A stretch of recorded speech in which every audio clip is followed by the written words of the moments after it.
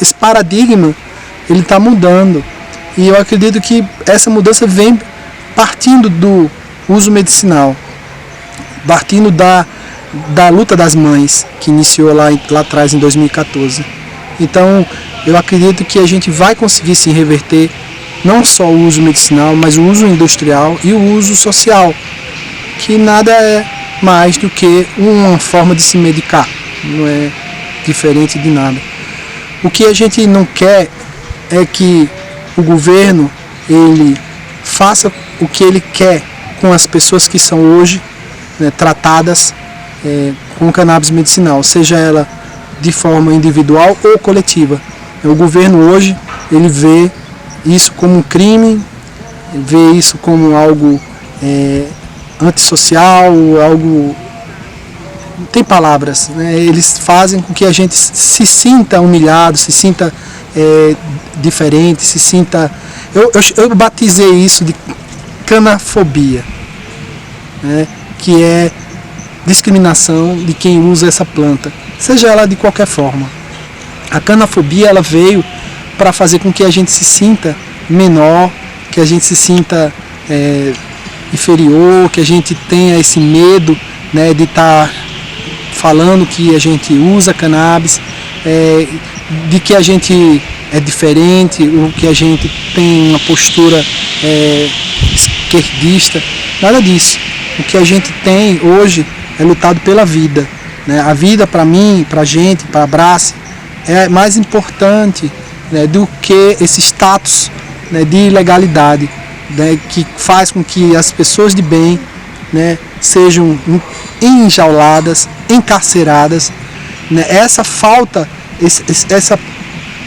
do governo em legislar, em regulamentar, ela é muito mais danosa à sociedade do que o crime do uso dessa planta.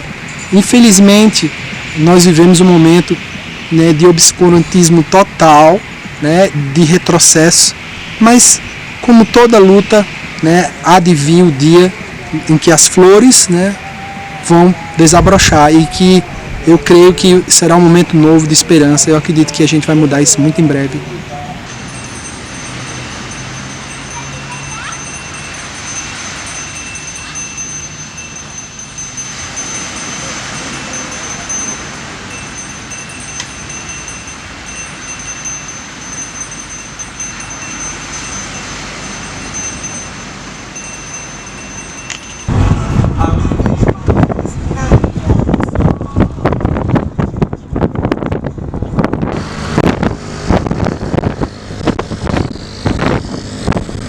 Meu filho, Pedro, ele foi, eu diria, a grande inspiração para a gente, né?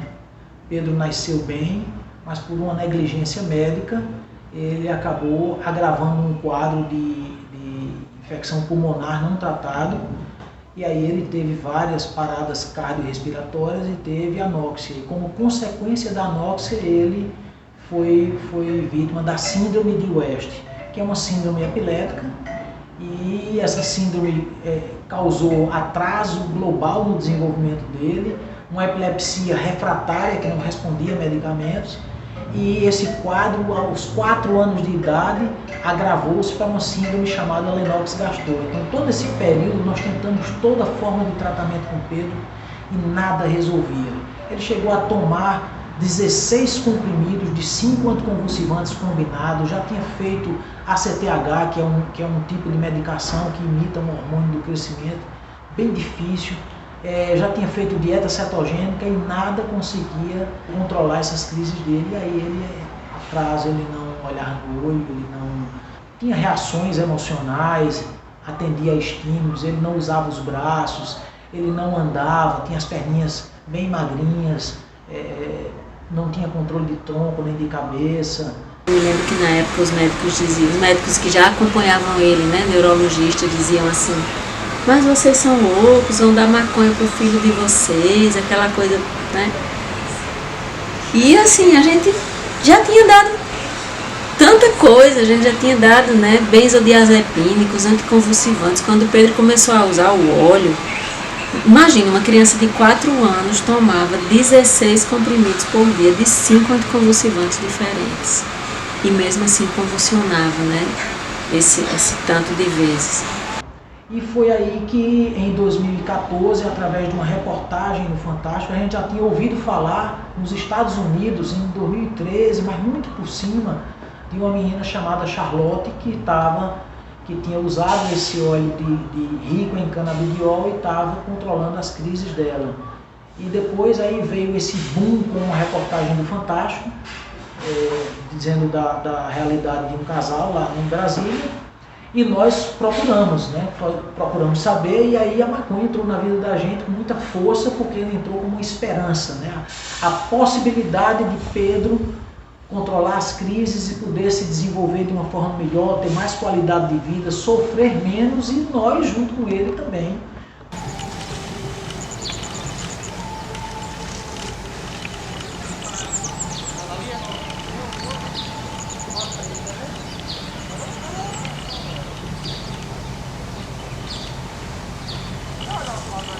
Peso, voltou a comer, se restaurou, restabeleceu. Mamãe curou, na verdade. E até hoje ela nunca mais teve que se internar ou teve que visitar o hospital.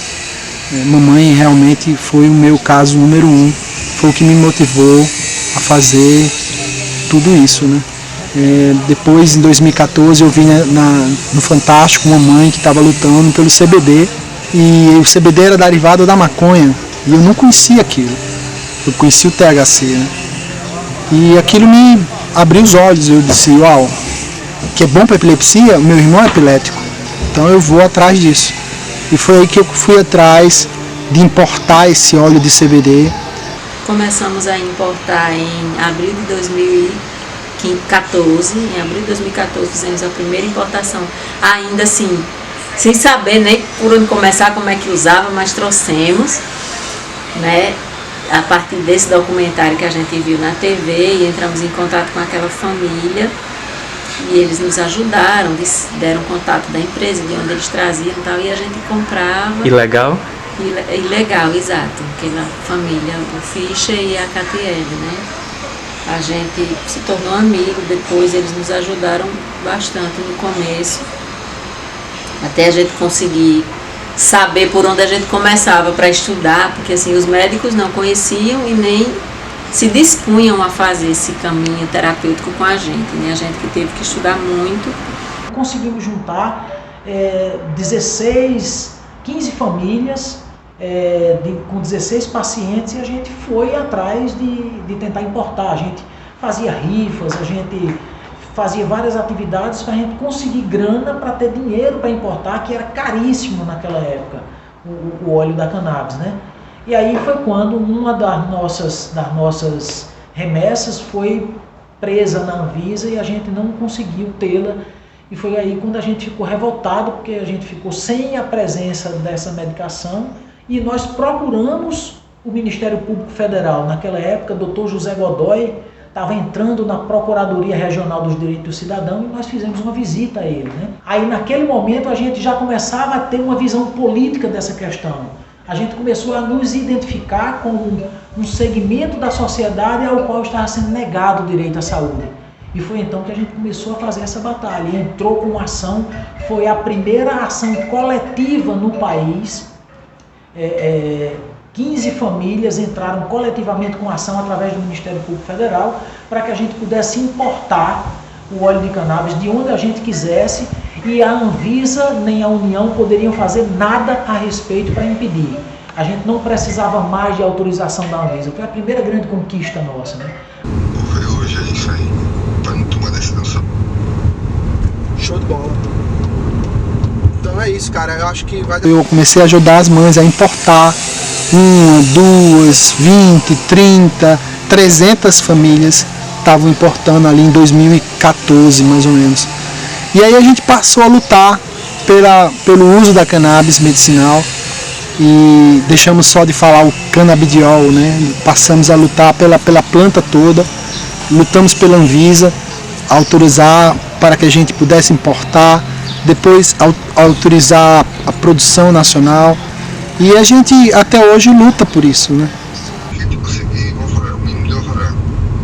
provavelmente ele vai dizer o tamanho, que é a única informação que ele pode dar.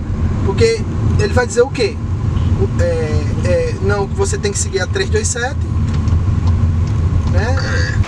Pedrinho, ele passou dessa média de 30 a 40 convulsões diárias, tomando 16 comprimidos por dia, de 5 anticonvulsivantes diferentes. Ele chegou a 1 ano sem nenhuma convulsão já, né? Começou a andar com 8 anos de idade, começou a existir, a viver, conseguimos retirar toda a medicação. Hoje ele toma somente o óleo. E isso, assim, para nós, foi assim, um motor que nos impulsionou a dizer: a gente precisa levar isso para outras pessoas, isso não pode ficar só aqui no nosso filho. Pessoas que chegavam: por que vocês não criam associação? Até para a interlocução com a universidade, porque a gente queria muito, né, que houvesse linhas de pesquisa na universidade. Foi esse caminho social que começou a acontecer em torno da gente, mesmo sem a gente querer. E aí em 2015, foi no dia 6 de setembro de 2015, né, um pouco mais de 1 ano depois de a gente começar a usar o óleo, que fundamos a Liga Canábica com essas 15 famílias. E foi a primeira associação de cannabis com registro no Brasil, a Liga. E aí passamos, né, a acompanhar pacientes pelo Brasil inteiro que nos ligavam, pedindo orientação, pedindo ajuda.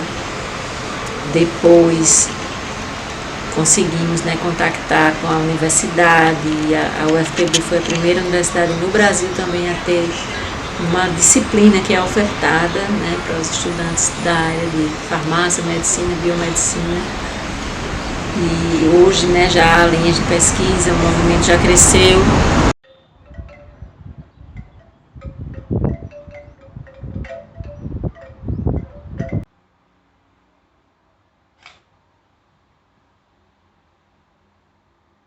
E aqui na Paraíba, mas não só a Liga, né? Você tem a Liga, que é aquela convergência, mas você tem uma pessoa como a doutora Kate, que está ali dentro da universidade, levando a sério o tema e desenvolvendo a pesquisa. Você tem uma pessoa como o procurador Godoy, que está ali defendendo o direito fundamental de ter acesso a tratamento na Defensoria da União. A doutora Diana, que foi fundamental também, uma pessoa com uma mente brilhante, que conseguiu fazer com que a Paraíba, porque além do marco legal, que é a lei da visibilidade e a lei que incentiva a pesquisa, a gente tem na Paraíba a liberação do plantio e da produção da medicação.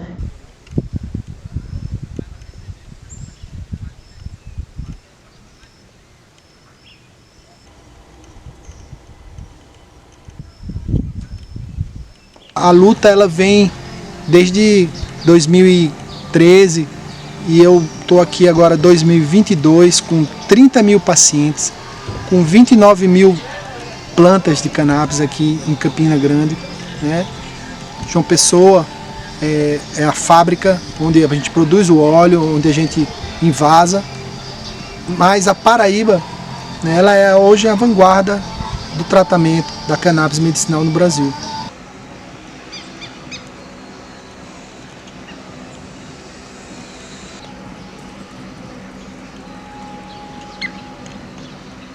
Nós temos uma conjuntura favorável onde houve uma convergência de atores políticos, atores do setor da justiça, atores da medicina, né, da ciência, né, e cultivadores, pacientes, familiares, né, que encamparam essa luta. Eu sempre digo que eu não escolhi trabalhar com os usos terapêuticos da maconha, né? Eu fui escolhido, eu fui chamado, eu estava naquele momento, fui visto pelas associações, por pessoas, por familiares que estavam precisando de um apoio profissional, médico, né? E eu tive que atender essa demanda. E era uma demanda crescente, era uma demanda que não parava, cada vez chegava mais gente necessitando desse tratamento, e não era por um capricho, um desejo pessoal, eram pessoas que já tinham usado todas as opções terapêuticas disponíveis nas farmácias para o seu problema de saúde e não tinha controle, não tinha alívio, vivia em sofrimento, pessoas convulsionando 30, 40 vezes por dia, né? Pessoas com patologias graves desse tipo que não tinham controle com nenhuma medicação, crianças com autismo, com uma vida completamente disfuncional, sem dormir, o dia inteiro com agitação, né? A família inteira com uma vida completamente estressante. As associações é que estão meio que comandando esse debate, né? O debate que está acontecendo nacionalmente. Elas chamaram, foram fazer o advocacy também. Deixa eles focarem para lá. Aí eu acho que... Eu acho que o fator Liga Canábica e Abrace que se completam na atuação, na mobilização da sociedade civil, desde 2014 é o que torna a Paraíba referência. A Liga Canábica e posteriormente a Abrace, eles se complementam no seu trabalho. A Abrace criando uma estrutura capaz de produzir, a Liga Canábica criando uma estrutura de envolvimento da sociedade civil organizada, de envolvimento dos poderes constituídos e de envolvimento dos meios de comunicação. Isso faz com que médicos passem a prescrever, isso faz com que gestores e parlamentares comecem a tomar conhecimento e abraçar a causa, e eles vão também até os poderes constituídos, vão até o Ministério Público Federal, desde 2014 que eu os conheço e que nós temos atuação conjunta. Eles vão até onde se produz ciência, eles vão até a universidade e criam grandes parcerias dentro de núcleos da universidade. A Abrace, por outro lado, tem uma capacidade operacional de trabalhar, de começar a produzir. Então você tem a conscientização da sociedade com um belíssimo trabalho da Liga Canábica, com a capacidade e a ousadia da Abrace de produzir. Sim, essa parte aí. Esse aqui é o nosso extrato bruto, que é obtido lá depois do processo de extração das flores. E aqui ele já está embalado e acondicionado com um rótulo aqui sugerido pela farmacopeia brasileira e já está pronto para ser transferido para a unidade de produção em João Pessoa. Estou na lista de extração e eu desempenho papéis aqui tanto na parte de extração como preparando documentação para garantir o registro dos produtos da Abrace junto à Anvisa.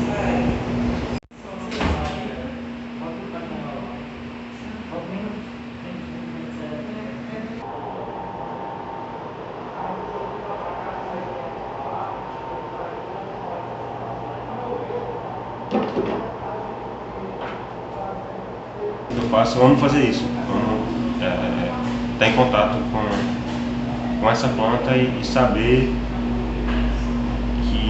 saber, né, que no final do que eu faço, ela vai estar tratando, melhorando ou curando a vida do próximo, né, de outras pessoas. Pessoas que, na sua grande maioria, eu nem conheço, nunca nem vi, mas essa parte é a parte que me gratifica em estar aqui, né.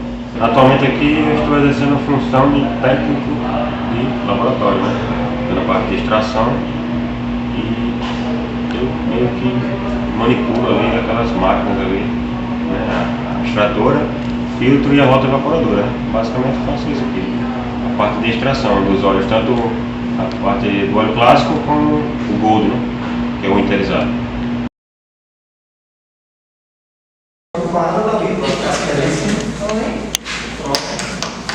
Que era o pé que tinha perto da cerca, na divisa da terra com o seu Onofre, na divisa da nossa terra, do sítio, né? Até hoje eu me lembro do gosto.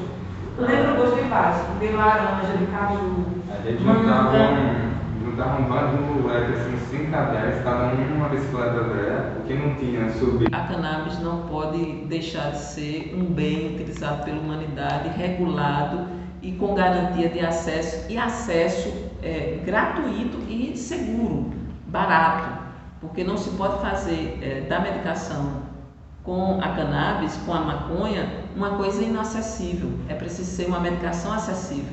Uma das grandes ganhos da maconha é que ela, além de ser eficiente, eficaz e com nenhum tipo de efeito colateral, ela também é barata. ela é uma medicação cuja maior base dela é uma base fitoterápica. Então, não existe muita complexidade no seu manuseio e existe muita segurança e pode ser adquirida por um preço justo. Cabrais e em outro lugar. Os Cabrais são perto da Polônia, não, é lá entre São Sete Piranhas e Monte Aurélio, perto do Distrito de Santa Fé. Hoje eu tenho o diagnóstico de síndrome do piriforme, que é também chamada de síndrome da dor glútea profunda. É uma doença que não tem uma causa específica, mas que atinge inúmeras pessoas, né? Ainda está em estudos, mas não se aponta a causa específica, né? É uma doença que causa uma dor crônica com o uso da maconha. Fiz uso de diversos analgésicos e diversas medicações, né?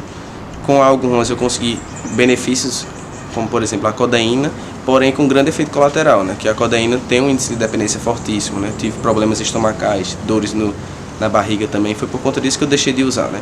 E, digamos, o mais próximo possível da codeína, no sentido de causar de fato esse alívio, eu encontrei na maconha, né? Então foi justamente por conta disso que eu decidi insistir no tratamento, junto com o Gustavo Dias, o médico que me acompanha até hoje, né? Desde 2018, decidimos seguir por essa via de tratamento. E aí hoje, com o uso do óleo e também com o uso fumado nos momentos necessários, eu consigo ter uma melhor condição de vida, né? Essas dores são diminuídas. Não tem cura, mas ela me permite ter uma melhor qualidade de vida, né? Família aqui cuidando do nosso jacatinho.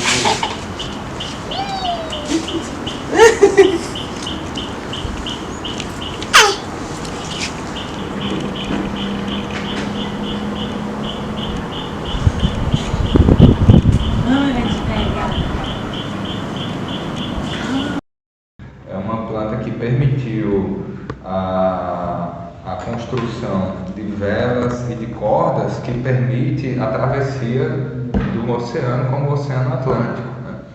É uma planta que foi selecionada ao longo desses 10 mil anos, pelo menos, né? Desde quando homens e mulheres, né? E provavelmente mais as mulheres, que eram mais responsáveis pelo cultivo, né? Foram selecionando as variedades do seu interesse. Então a gente tem 3 subespécies e o ser humano ele vai cruzando essas subespécies, vai gerando híbridas, e essas híbridas, né, essas variedades, vão ter uma composição química diferente, né? Essa variedade é tão grande que a gente tem planta que é usada para dor de cabeça, a gente tem planta que é usada para dormir, tem planta que é usada para melhorar a concentração, tem planta que é usada para epilepsia, né? Vai ter planta que vai ser usada como fonte de fibra para produzir corda, tecido, papel, né? As sementes vão ser usadas como alimento, o óleo vai ser usado como combustível, né? Então essa planta é uma das plantas mais importantes para a humanidade nos últimos 10 mil anos.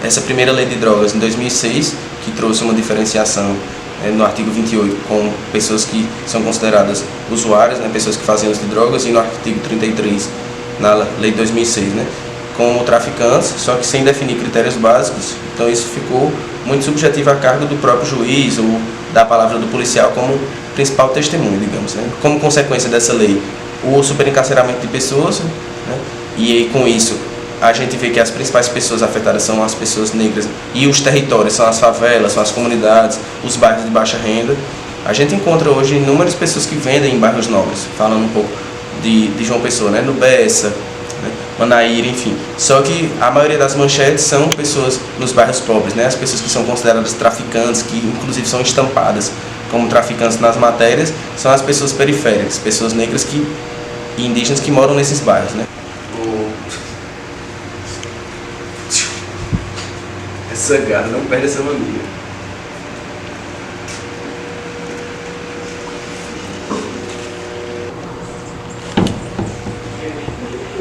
Tu acha que existe uma diferença no tratamento de quem, por exemplo, hoje em dia usa para medicinal e as pessoas que usam como recreativo social? Existe um estigma? Com certeza, existe uma diferença enorme, né? Se a gente vê o preconceito que ainda tem para a maconha medicinal, imagina para o modo recreativo. É muito preconceito.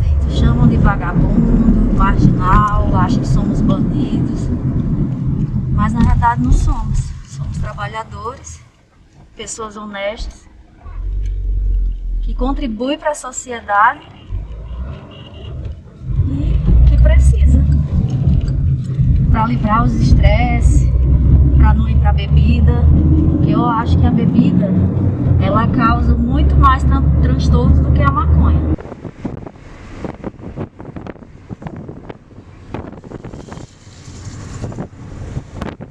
Hoje o principal risco que o uso da maconha, né, o uso social da maconha, social ou adulto, da maconha tem, não é causado pela maconha. Na verdade, ele é causado pela proibição. Que, ou seja, o principal risco hoje é você ser preso, perder o resto de sua vida sendo preso, né? Ter todos os seus direitos cerceados, ser constrangido publicamente, ter a sua saúde afetada. Esse é o principal risco.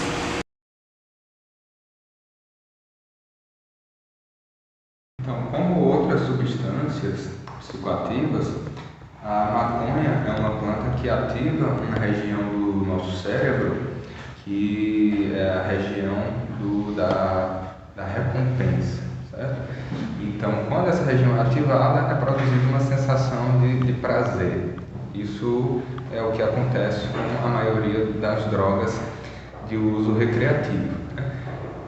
Então, há uma tendência, né, uma possibilidade de um uso abusivo, né? Se não houver um cuidado, né? Se não houver moderação, qualquer uma dessas substâncias, sejam lícitas ou ilícitas, elas têm potenciais de uso abusivo. A maconha, especificamente, ela tem uma taxa de transição para a dependência muito mais baixa do que outras substâncias como o álcool e a nicotina do tabaco, sendo 9 vezes menor que a nicotina do tabaco nessa taxa de transição para a dependência. Os Estados Unidos empreendem, na década de 60, 70, guerras de drogas para transformar interesses econômicos diversos, a produção na China muito grande, farmacêuticas envolvidas, grandes farmacêuticas, e chega-se à conclusão de que é preciso criar essa guerra às drogas. E os Estados Unidos criam a guerra às drogas e obriga, através de tratados, que vários países criminalizem o uso das plantas específicas, chamadas psicotrópicas, entre elas está a maconha. Então, a ideia da criminalização é uma ideia que surge nos Estados Unidos, numa guerra que já gastaram trilhões e trilhões de dólares, e é óbvio que nunca encerrou a questão do uso recreativo para fins recreativos das drogas, por uma questão muito simples. Há uma demanda, há pessoas querendo utilizar, e o capitalismo ele é pródigo nisso. Se há demanda, vai haver oferta. Enquanto mais reprime, mais diminui a oferta, mais a demanda pagará mais ainda. Então o capitalismo vai ter alguém para oferecer e levar esses produtos. Isso é regra do capitalismo. A movimentação é muito alta, na casa de 200, 300 bilhões por ano. Então existe um mercado muito grande de pessoas dispostas a pagar por esse produto.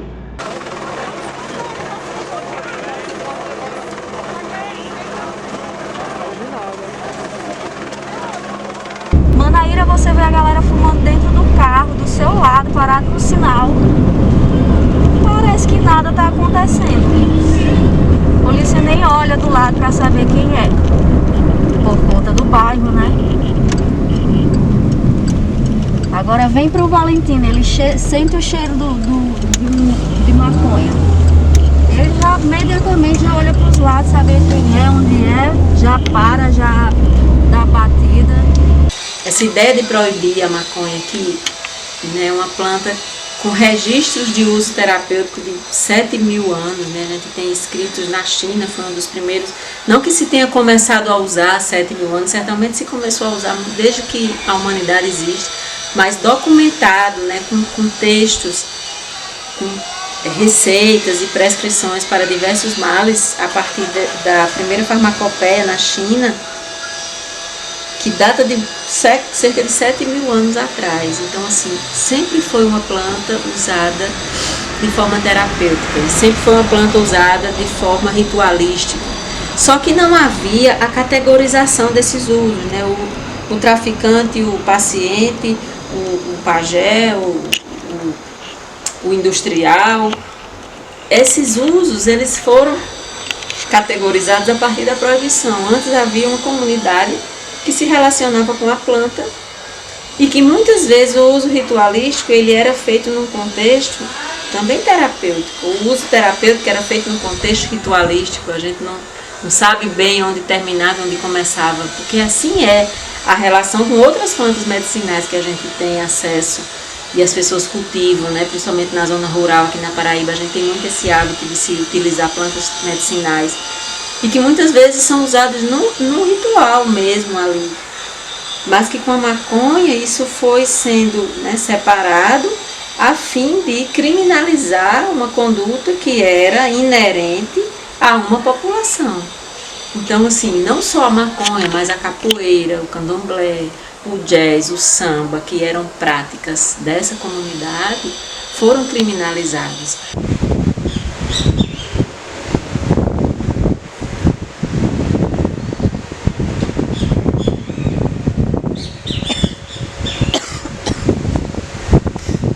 Eu comecei com uma pessoa assim que era super defensor da maconha, que curtia ela pra caramba e ainda curto. Só que uma coisa que eu percebi é que tipo, eu não posso dar a ela a mesma liberdade que eu dava antes. E tipo, usava ela descontroladamente e pensava tipo, não, mas é só maconha, vai me fazer mal, tá ligado?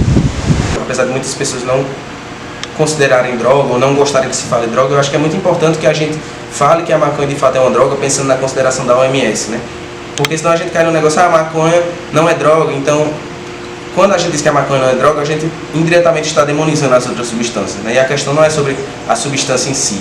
Eu conheço pessoas na minha prática clínica, né? E pessoal também de amigos, colegas, enfim, que tem grandes problemas com maconha e não tem problema com cocaína, por exemplo, que é uma droga considerada, né, bem mais estigmatizada do que a própria maconha. A retirada da maconha, ela não produz os sintomas de abstinência intensos que produzem outras substâncias como a cocaína e até substâncias lícitas como medicamentos psiquiátricos da classe benzodiazepínicos, né? A retirada dela produz efeitos mais leves, né? Mais moderados. Isso leva a crer que muita dessa dependência é uma dependência psicológica.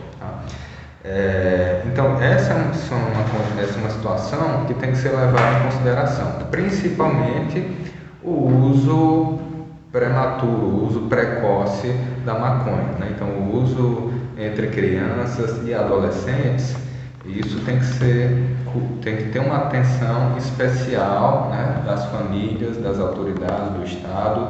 O Estado deve pensar formas de regulamentação, assim como regulamenta o álcool e o tabaco, né, que não pode ser vendido para crianças e adolescentes. A galera fala muito sobre quebrar o tabu que se tem sobre ela. Sempre eu acho que deve sim se quebrar o preconceito sobre ela, obviamente, mas também eu acho que ela não deve ser menosprezada e tratada como uma droga bem mais simples e bem mais de boa. A maconha é uma coisa muito boa, mas para quem tem a cabeça boa para usar, tá ligado? Não é uma coisa para todo mundo que nem a galera trata. Então acho que tem que se ter esse cuidado assim. E eu falo como maconheiro, como usuário de maconha, de forma alguma tipo. Acho que deve realmente ter um diálogo muito maior e bem amplo, mais amplo sobre ela, para poder saber do que ela faz bem, até que ponto ela faz bem e até que ponto ela faz mal.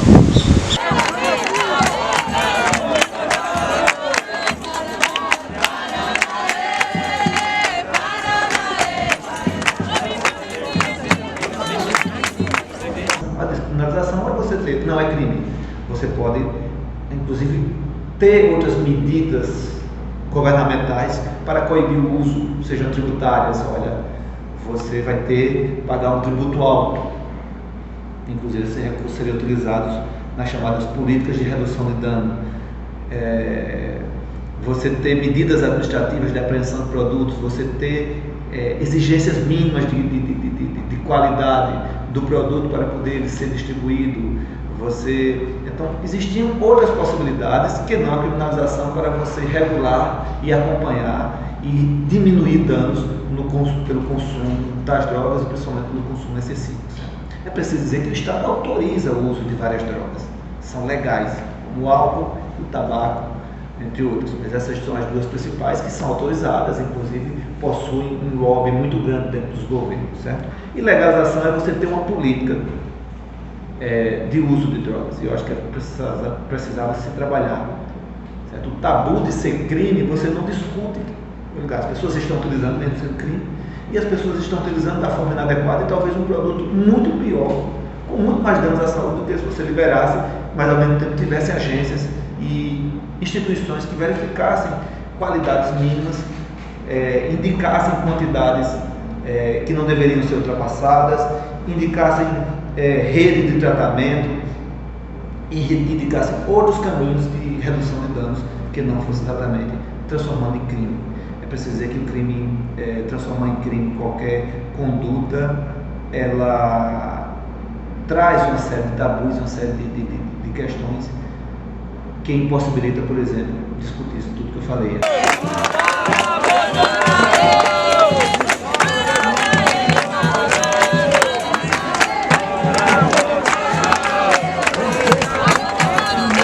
Está mais do que claro que a discussão com relação ao uso de droga no Brasil, ou a política de enfrentamento, a política antidroga no Brasil, ela é inteiramente ineficaz. Ela não está produzindo a verdadeira transformação que precisava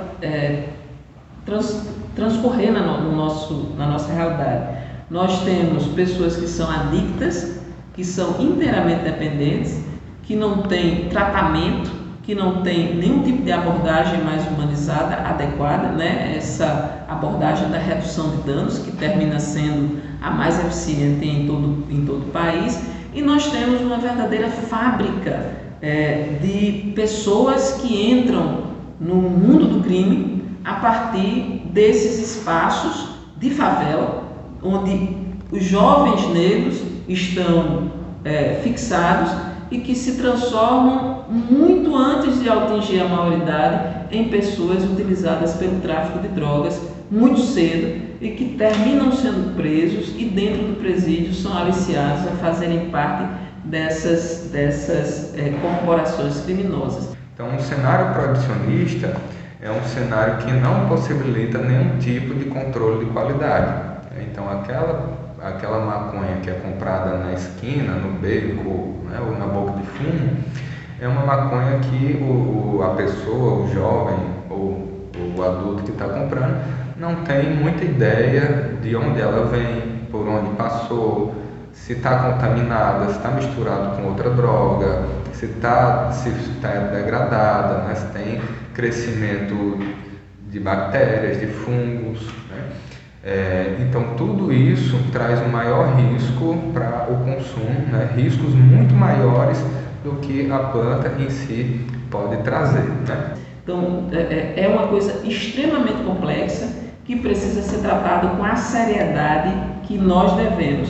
A maconha medicinal, a maconha terapêutica, ela abre um caminho, mas ela não chega nesse fosso que nós estamos falando. Então é preciso fazer um enfrentamento mais forte e acho que mais verdadeiro, sem tanta hipocrisia e tratando o problema como ele deve ser tratado. Só com a legalização a gente vai poder de fato olhar para isso como um problema de saúde, né? E não como um problema de prisão. Porque uma pessoa que faz uso e desenvolve uso problemático, ela não tem que ser presa. Uma pessoa que vende, ela não tem que ser presa, né? Então a gente precisa legalizar as drogas primeiro, para poder ter pesquisas de fato corretas e intensas, né, aprofundadas no que cada droga faz, quais os prejuízos que pode ter, os benefícios que pode ter, né, os ônus e bônus. Segundo, para frear o superencarceramento, né, e essas ações violentas das polícias, principalmente a polícia militar, né, e para que a gente possa estimular cada vez mais a redução de danos, e uma medida de redução de danos, uma das mais poderosas inclusive, é a legalização das drogas, né? Onde a gente vai parar de estigmatizar as pessoas, vai parar de tratar aquelas pessoas necessariamente como doentes ou como menos capazes pelo simples fato de fazer um uso. O projeto... Vai sair para onde? Deixa eu descer. Agora estamos lutando pelo passo do uso medicinal. Mas eu acredito que assim que a gente aprovar o uso medicinal, eu acredito que a gente vai partir agora para o uso social. E isso é natural, isso não é uma estratégia minha. Eu não estou fazendo nenhum complô, não há um gabinete da legalização. É algo que é o mundo todo legalizando, é o mundo todo criando empregos, é o mundo todo criando impostos, é o mundo todo avançando, né? E o Brasil, nesses 6 anos, só regrediu. Então eu tenho muita esperança que com a mudança de governo a gente consiga avançar nessas pautas.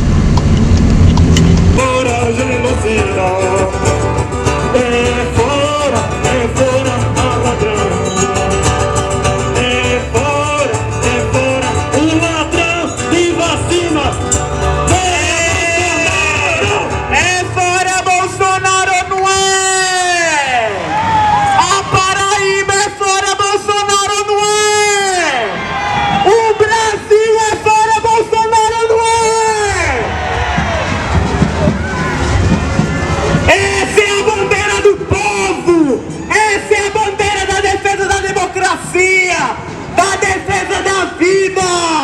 É fora! Fora Bolsonaro!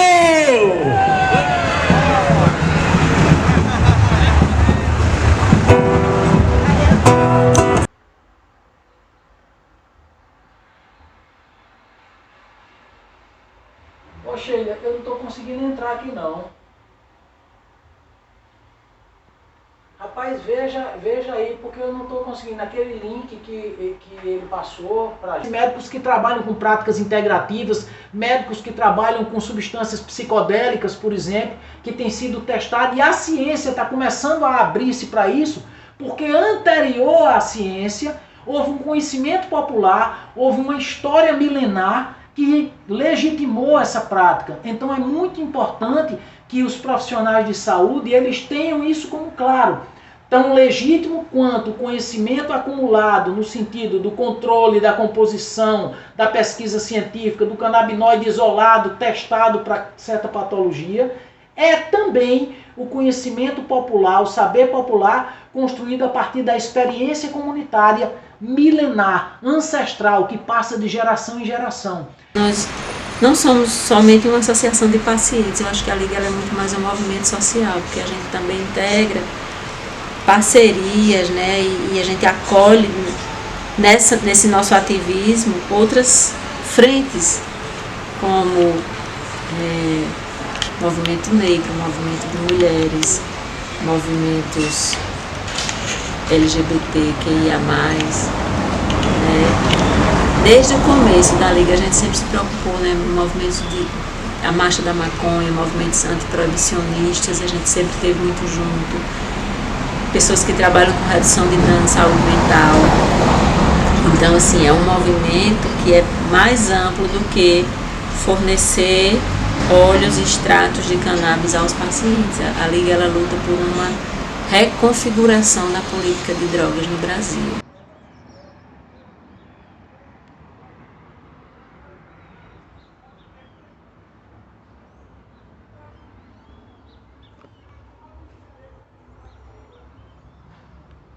Entender que essa causa não é uma causa só da cannabis para fins medicinais, é uma causa de direitos humanos, é uma causa de respeito à dignidade das pessoas, é uma causa de respeito ao direito à saúde das pessoas, é a causa do mundo mais inclusivo, é a causa de um mundo que seja mais igualitário e que dê acesso a todas as pessoas que precisam de qualidade de vida, no caso aqui, aquelas pessoas que sofrem com doenças crônicas e incapacitantes e precisam da cannabis, né? Não há uma categorização em uma única área médica, né?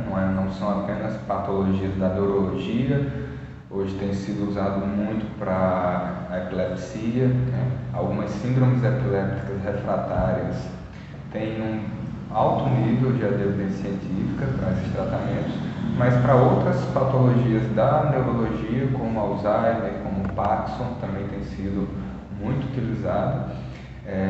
Se a gente for para o campo da oncologia, né, dos tratamentos do câncer, também tem sido muito usada, principalmente para aliviar os efeitos colaterais da quimioterapia, como a náusea, também como analgésico, né, para os cânceres que causam dor, né, muitas vezes dor intensa, e aí pode substituir analgésicos fortes, como os derivados do ópio, né, os opioides, como a morfina, e que traz riscos maiores.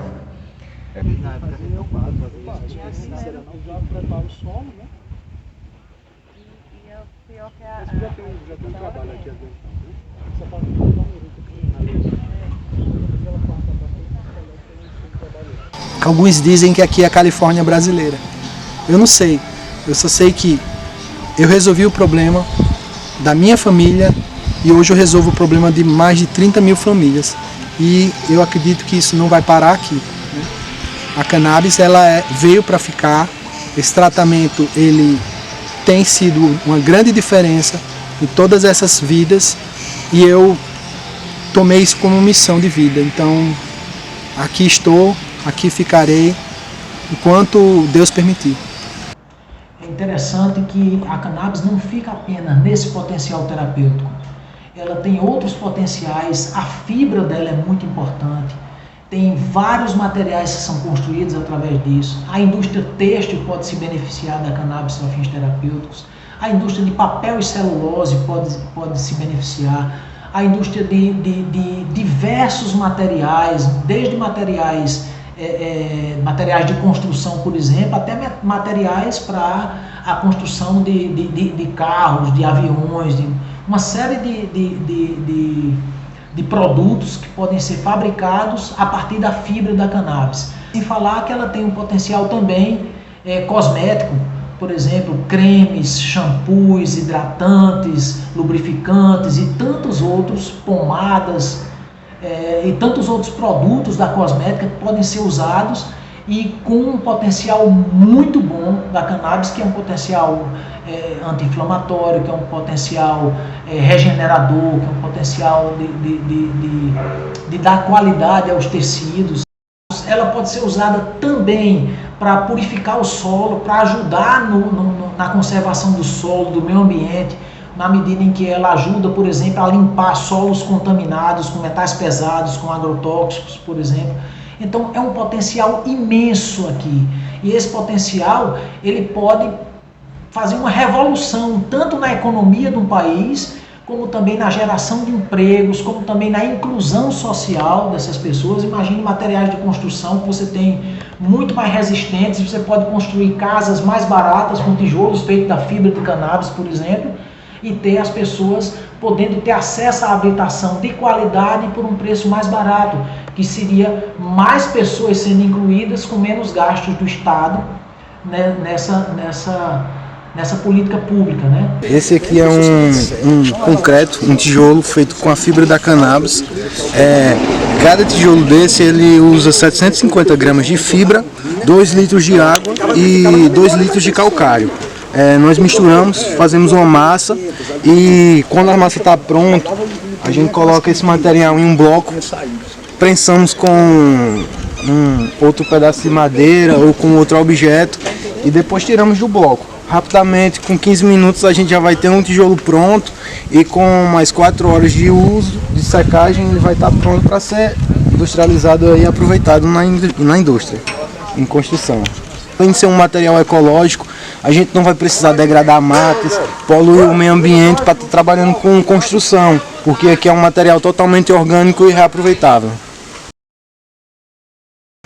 O que a gente está querendo não é regulamentar o uso abusivo, né? Não é fazer com que induzir as pessoas a usar a maconha. Na verdade, o que a gente quer fazer é o oposto. A gente quer que as pessoas tenham uma nova visão, que ninguém seja mais preso, né? Que se pague o imposto e que se puna aqueles que descumprirem, né, as regras que a gente vai criar. O que não pode é a gente deixar na mão do tráfico, né, na mão dos milicianos, na mão dos políticos que estão se aproveitando dessa ilegalidade. Então eu sou uma pessoa que tem esperança, né, que a gente vai conseguir fazer isso ainda essa década.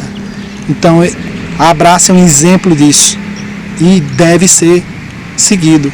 Acho que nós estamos fazendo a diferença e provando que é possível, é seguro, traz benefícios e deve ser regulamentado. O jeito que está escurecendo. Tradicional brasileira. Só sangue. Deixa a fralda tá cheíssima. Já gente... Dançantinho, dançantinho.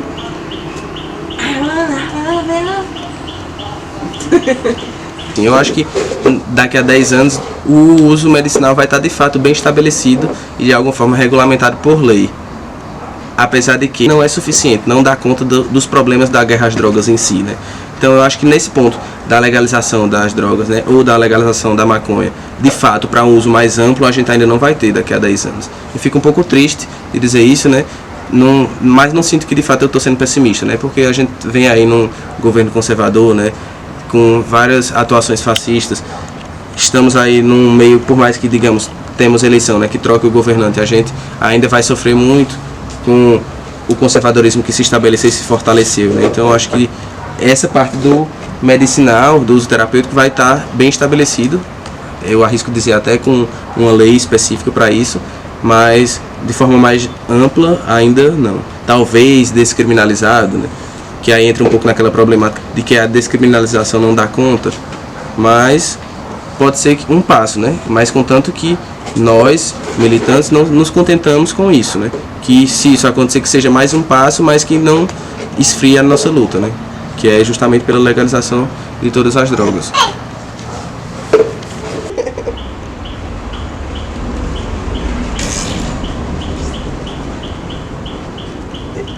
A Paraíba, algumas pessoas até brincam dizendo que é a Califórnia brasileira, né?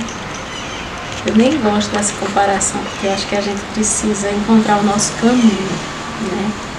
Qual é a regulação no Brasil que vai atender às necessidades desses pacientes e da população. O bom de Alice no País das Maravilhas, quando eu abri, meu Deus do céu, mas eu achei tão interessante aquele universo. Era uma lâmpada e 4 pés de maconha, um cheiro, olha, eu digo, meu Deus do céu, dá um cheiro maravilhoso, assim, sei lá, é um cheiro de mato misturado com cheiro de rosas, é muito bom, muito bom. É só uma planta, e que é uma planta que há milênios é usada de forma terapêutica, ritualística, e que a gente tem menos de 100 anos de proibição, né? Então, essas histórias de que mata neurônios, causa esquizofrenia, é a porta de entrada para outras drogas, e todas essas narrativas que são construídas, elas servem muito mais à perpetuação dessa política de violência, estímulo, né, à exclusão, encarceramento de uma população. E a ciência hoje tem mostrado que nenhuma dessas afirmações é verdadeira, que se trata de uma planta com um potencial terapêutico enorme, com um poder ofensivo baixíssimo, né, e que socialmente precisa ser devolvida à população. Isso aqui é a verdade. Sei que ainda é um caminho longo, mas a gente luta e sobe um degrauzinho todo dia, que a gente espera conseguir isso um dia.